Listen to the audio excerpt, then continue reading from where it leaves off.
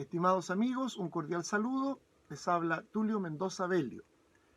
En el marco del octavo encuentro de escritores Porque escribí, inclusivo, de la Fundación CEPAS, vamos a realizar esta cápsula literaria en la cual vamos a ver algunos aspectos de la poesía, del poema y del lector.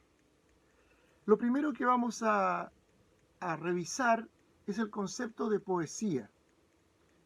Antiguamente o en la tradición, ¿verdad? La poesía es sinónimo o parasinónimo de poema. Uno leía una poesía, pero actualmente, sobre todo entre los poetas, se está usando el término poesía para referirse a un concepto mucho más amplio, mucho más abstracto, aunque es concreto, pero de tantas definiciones que podría tener, se hace un poco más abstracto. Y es el sentido de poiesis. La poesía es creación. La palabra poiesis viene del griego y significa creación. Entonces, desde ese punto de vista, la poesía abarca muchas más cosas que el poema mismo. El poema es el objeto concreto, hecho de palabras, palabras que son sonidos, que tienen sentidos, como decía el poeta francés Paul Valéry. Por lo tanto, nosotros podemos hallar poesía en cualquier acto que sea creativo. La poesía ya no solo va a ser la definición que nos da el diccionario de la lengua española, que es la expresión de la belleza a través de la palabra. La poesía no solo es belleza, en el sentido de bonito, es mucho más amplio. La poesía es como el sentido de la vida, y la vida no siempre es bella. A pesar del nombre de la película, esa es la vida bella. Sino que la poesía expresa también la fealdad de la vida. Por lo tanto, podemos hallar poesía en una canción, en una pintura, en un cuadro. Podemos hallar poesía en una escultura, en una interpretación musical, en una coreografía, en una danza contemporánea, en un ballet clásico. Podemos hallar poesía en una arquitectura. Podemos hallar poesía en una mirada, también en una actitud de vida. Y uno puede decir entonces qué poético es esto, ¿verdad? Cuando uno dice qué poético es esto, significa eso mismo, que está operando allí la creación, eso que surge de adentro, ¿verdad? Y que manifiesta cosas muy sugerentes, que hacen pensar, que hacen llorar, que hacen que uno sienta algo. A veces es una cosa tan casi biológica, fisiológica incluso, que permite que uno tenga reacciones corporales al escuchar, por ejemplo, un poema, o al sentir una melodía, o al ver un cuadro. Son sensaciones, ¿verdad? Y a uno se le paran los vellos, se le pone la piel de gallina, como se dice, porque entra en frecuencia con algo.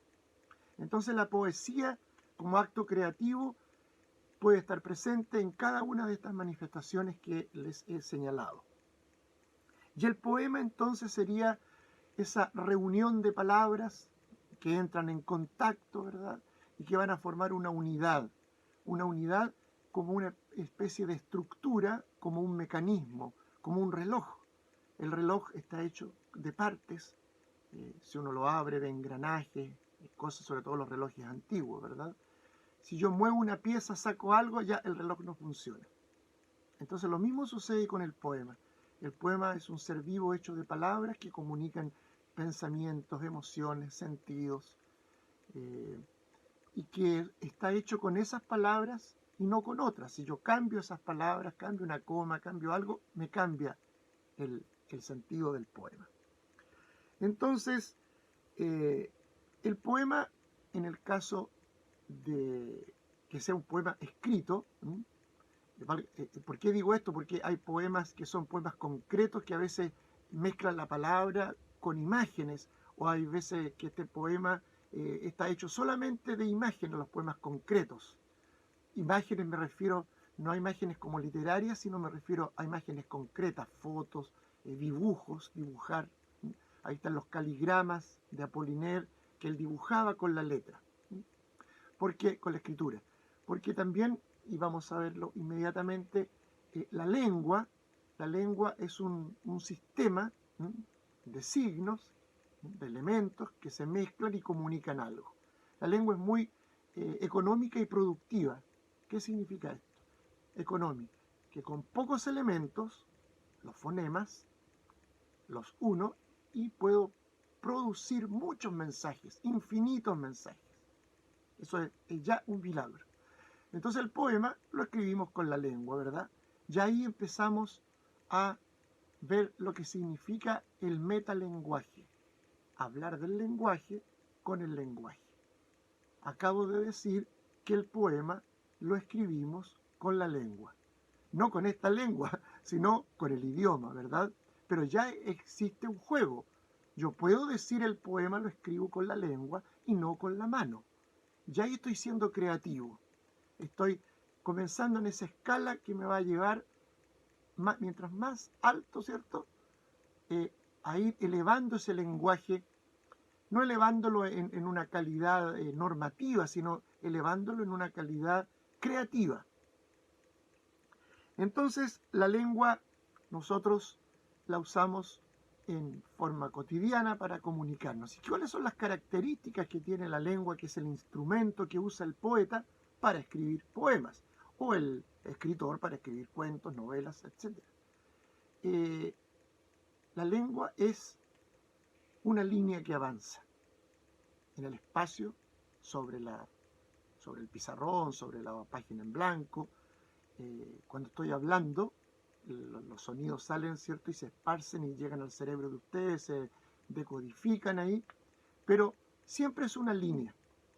Lo que pasa es que esa línea que aquí sale hacia todas partes, esa línea cuando cae sobre la página y la tengo que escribir, ahí me doy cuenta que es una línea que avanza, porque es en la figura de la escritura es una palabra tras otra palabra. No puedo yo poner una palabra encima de la otra palabra. O sea, puedo ponerla, pero no voy a entender nada, porque van a quedar superpuestas.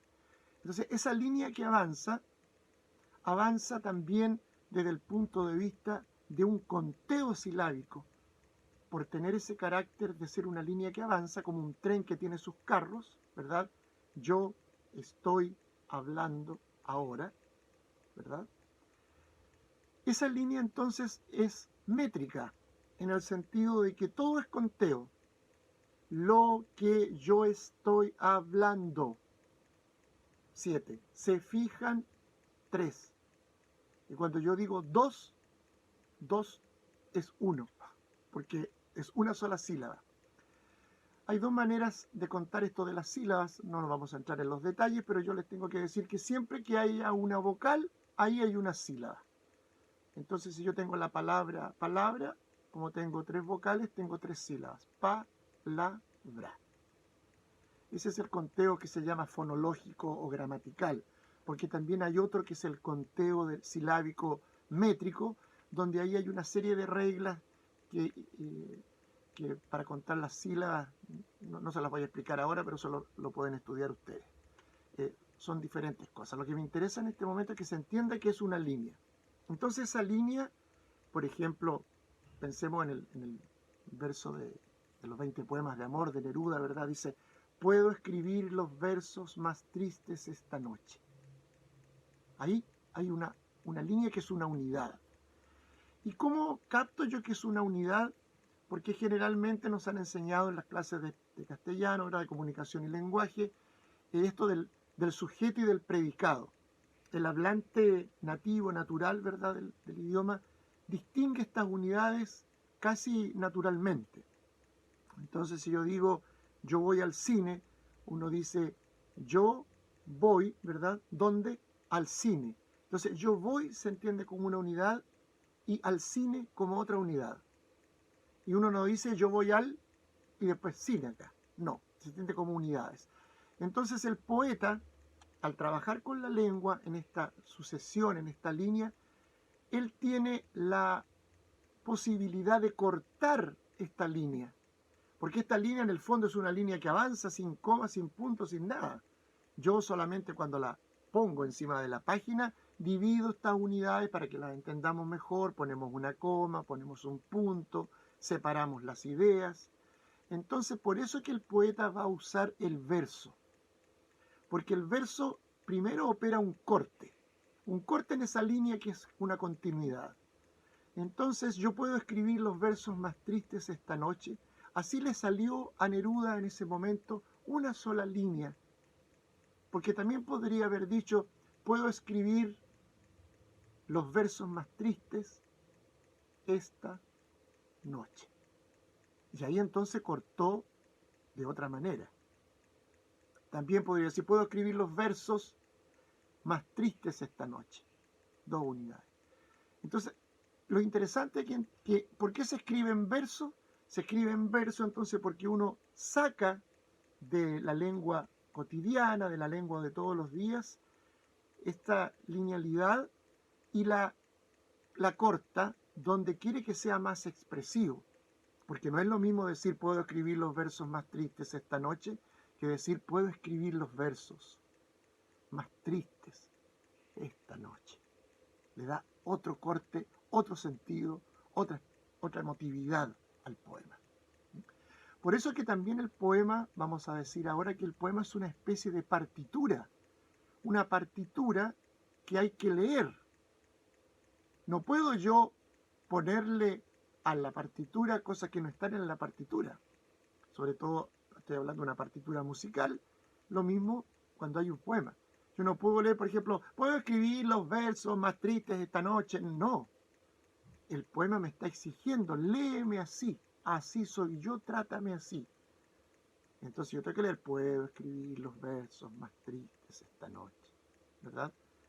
Entonces, vemos que hay una relación de nosotros como lectores con esa obra concreta que es el poema. Ahora, existe un tipo de discurso que se llama arte poética. El arte poética es un tipo de discurso, un poema, en este caso, en el cual el poeta expresa qué es lo que es para él la poesía, qué no es, cómo se escribe un poema, cómo no se debería escribir. Entonces, ese tipo de discurso que es el arte poética, por ejemplo, pensemos en un arte poética como la de Vicente Huidobro, que comienza diciendo que el verso sea como una llave que abra 1000 puertas. ¿Se fijan? Entonces hay como una voluntad de querer explicar o cuestionar o hacer más misterioso todavía esto de la creación poética. Y eso entonces es el arte poética. Hay muchos poemas que son artes poéticas, pero que no llevan el título de arte poética, pueden llevar otro título. Por ejemplo, este encuentro se llama Porque escribí. Y Porque escribí es un poema del poeta chileno Enrique Lin, en el cual él dice qué es lo que es la poesía, cómo se sintió él con la poesía, cómo la experimentó, cómo la vivenció. Hay otro poeta chileno, Eduardo Llanos Melusa, por ejemplo, que su poema se llama Declaración Preliminar o Aclaración Preliminar, en el cual da unas instrucciones de qué es lo que es y lo que no es la poesía y los poetas. Entonces, esta idea entonces de la unidad básica del poema como el verso es interesante porque entonces por eso se escribe una línea debajo de la otra línea.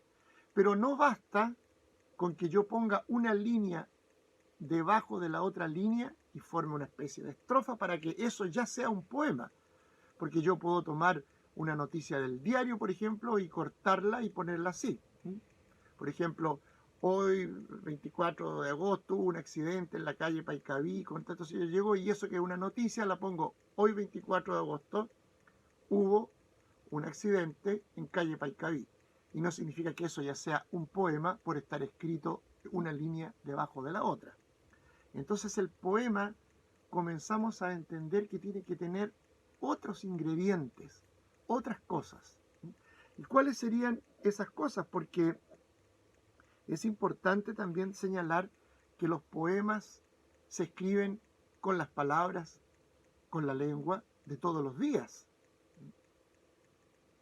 Y con la lengua de todos los días yo saco del flujo cotidiano de la lengua común, ¿verdad? Comunicativa, la traslado con esas mismas palabras las pongo de otra manera.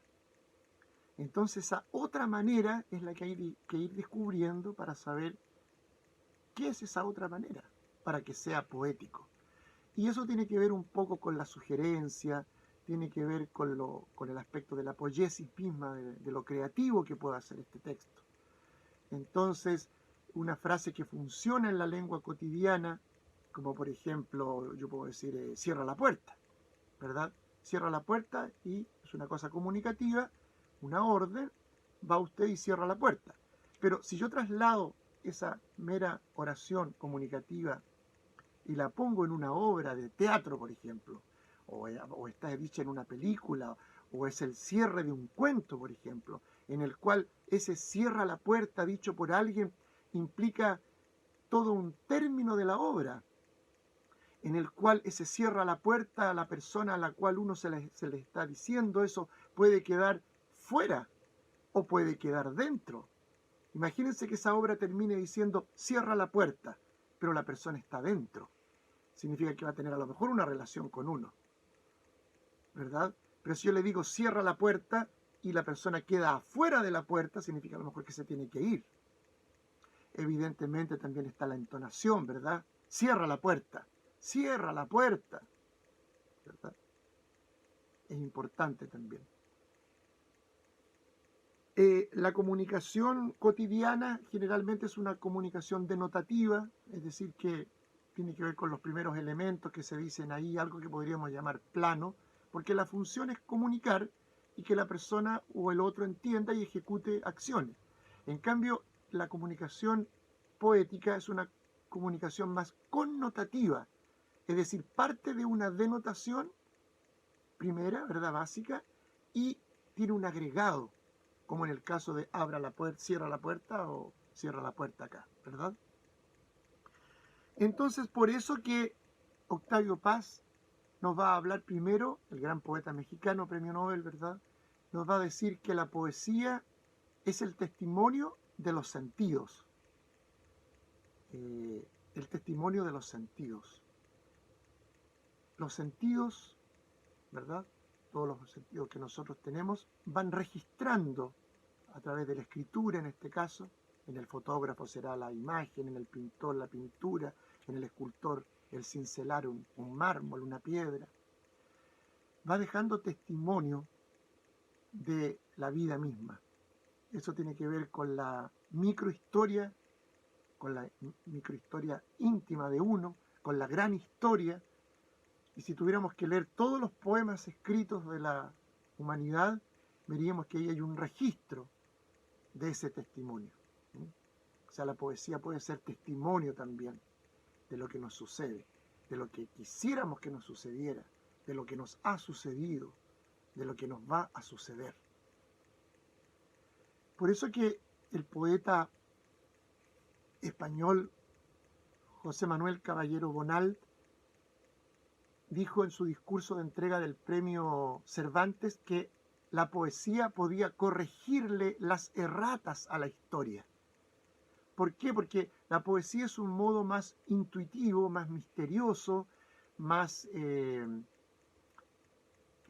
esa palabra es la palabra misterioso, o sea, no sabemos nunca, no alcanzamos a saber, no llegamos, siempre no llegamos.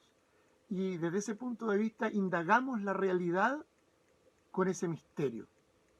Y el registro, el testimonio de ese misterio crea ese otro misterio más grande que es el misterio de estar vivos, ¿verdad? Y poder a través de la poesía indagar sobre esa sensibilidad humana.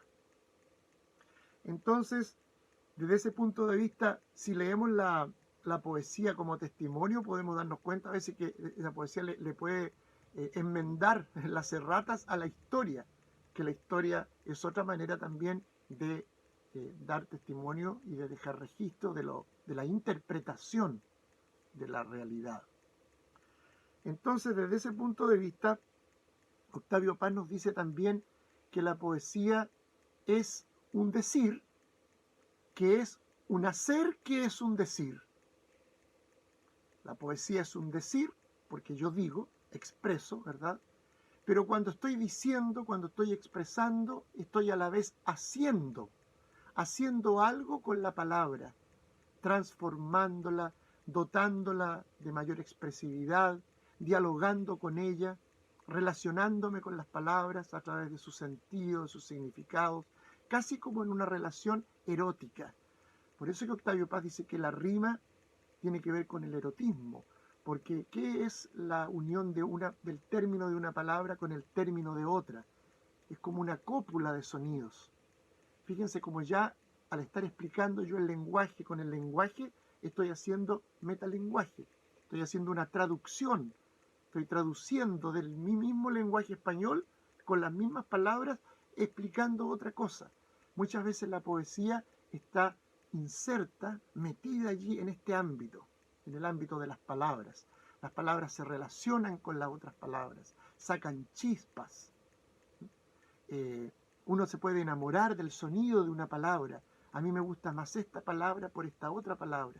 Pero no por lo que significa, sino por solamente, por ejemplo, por lo que significa, pero a nivel del sonido. Me gusta el sonido de esta palabra. Susurro. Me gusta más porque susurra. Justamente, ahí hay una aliteración que se llama. La repetición de un sonido con un efecto. ¿Verdad? Y ahí tenemos todas las figuras retóricas, todos los tropos que se llaman la metáfora, la comparación, la sinécdoque, la metonimia, el oxímoron, etcétera. Tantas figuras retóricas que uno las puede ubicar en los diccionarios y ver los ejemplos que hay allí. Pero todas estas figuras retóricas nosotros las empleamos en nuestro lenguaje cotidiano.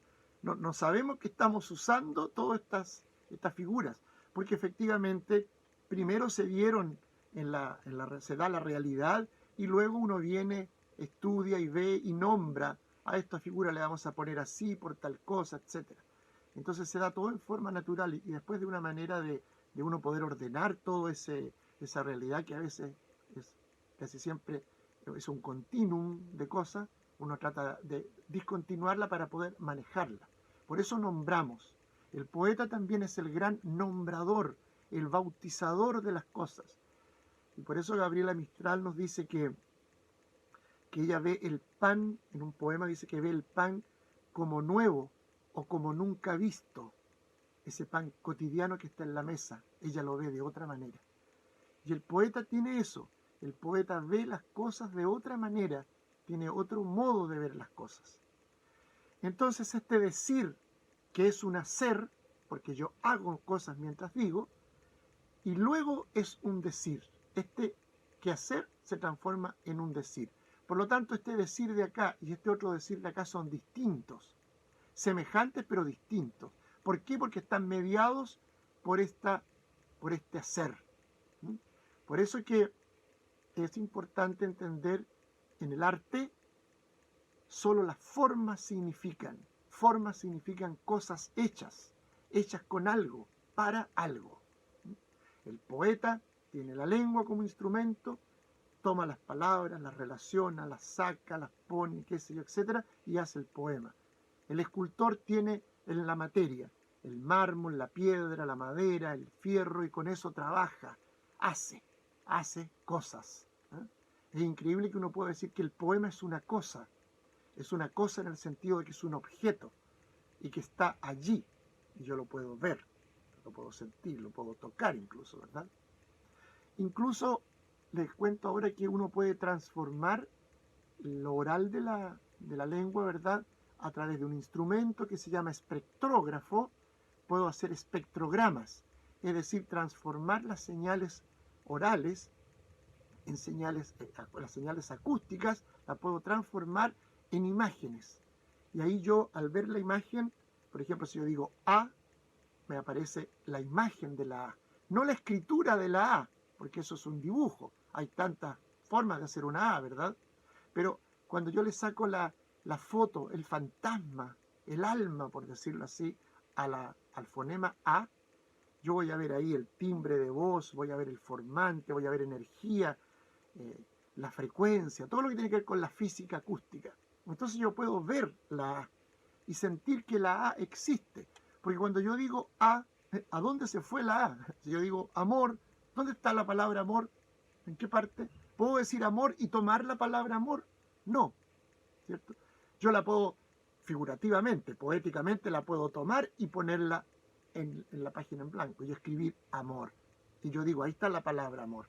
Pero ahí esa escritura es una ayuda para poder registrar la palabra y que no se pierda. Porque justamente la palabra es evanescente, si no se capta en el momento, se pierde. Otra de las propiedades del lenguaje, ¿verdad? Entonces, es muy interesante hasta aquí lo que hemos visto, que la poesía con el poema, ¿verdad? Tiene que ver mucho con un hacer, es un hacer. Uno hace cosas con las palabras.